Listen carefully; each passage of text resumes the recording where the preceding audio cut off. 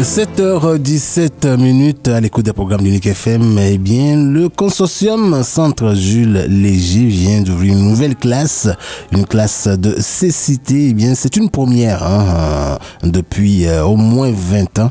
Et cette classe est donc dirigée par Mélanie Bouleris. Elle est donc au bout du fil. Bonjour, Madame Bouleris. Bonjour. Alors, d'abord, comment a été la rentrée scolaire? Ça a été une vraiment belle rentrée, plein de fébrilité. C'est une nouvelle classe. On avait des élèves qui se joignaient à nous de différents milieux à Ottawa, désolé. Puis, on a eu la chance d'ouvrir cette nouvelle classe, de se rencontrer, de prendre à se connaître. Donc, ça a été vraiment merveilleux. Oui, c'était donc le 24 août dernier. Alors, parlez-nous de cette nouvelle classe, la classe cécité basse vision.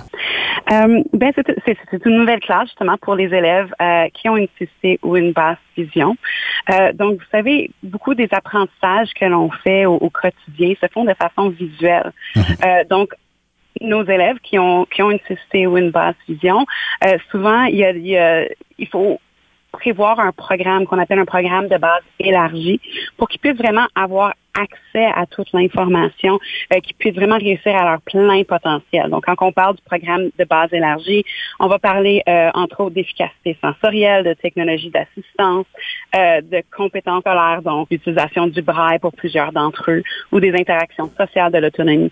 Donc, notre programme nous permet de prendre le temps de travailler ces habiletés-là, tout en travaillant le curriculum de l'Ontario. Donc, ça sera que nos élèves fassent les apprentissages qu'ils devraient faire selon leur niveau scolaire, mais qu'ils puissent avoir accès à tout le reste de l'information qu'on souvent on accède de façon visuelle dans le monde. Oui. Et les étudiants ont à peu près quel âge, là? Donc, moi, cette année, ma classe est une classe multiniveau. Donc, j'ai une élève en première année, j'en ai en troisième année, j'en ai un en septième année aussi. Donc, les apprentissages qu'on fait, chaque élève va travailler selon son niveau scolaire, souvent en centre d'activité, une rotation dans le fond.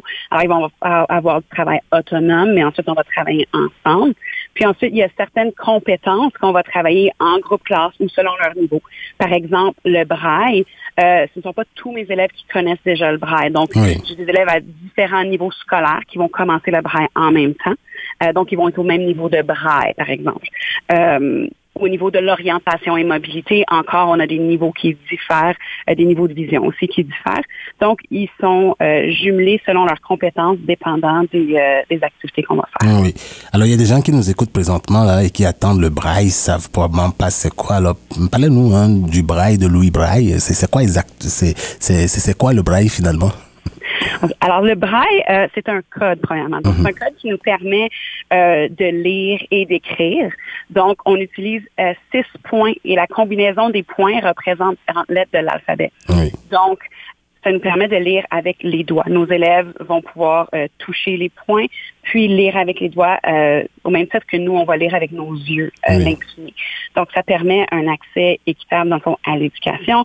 Ça permet à nos élèves de pouvoir suivre leur père au niveau de la fluidité en lecture, au niveau aussi beaucoup du volume en lecture, parce que nos élèves vont souvent avoir, même nos élèves en basse vision peuvent avoir une fatigue visuelle qui est quand même très importante. Donc, en lisant le braille, ça leur permet de lire, par exemple, un roman au complet, sans se fatiguer probablement presque aussi rapidement que leurs pères qui vont le lire avec les Oui. Maintenant, comment est-ce que la rentrée s'est faite là dans ce temps pandémique? Est-ce qu'il y a eu des nouvelles mesures ou parce que je vois que c'est pas mal touché votre façon de fonctionner? C'est vrai. Donc, on désinfecte beaucoup les surfaces, entre autres. On a aussi, par exemple, pour le braille, ils n'utilisent pas la même feuille de braille. Donc, je vais beaucoup imprimer le braille pour qu'il y ait du matériel qui est différent. Donc, on est très conscient qu'on est en temps de pandémie. C'est sûr que il y a du partage de matériel qu'on pourrait faire plus aisément si c'était pas le cas. Oui. Mais cette année, c'est ça, c'est d'avoir du matériel pour chaque élève, dans le fond, pour qu'on puisse bien toucher, mais quand même respecter les mesures sanitaires. Oui. Merci beaucoup, Madame Mélanie Bouleris. Merci d'avoir pris le temps de nous parler ce matin. On souhaite donc du succès à vos étudiants.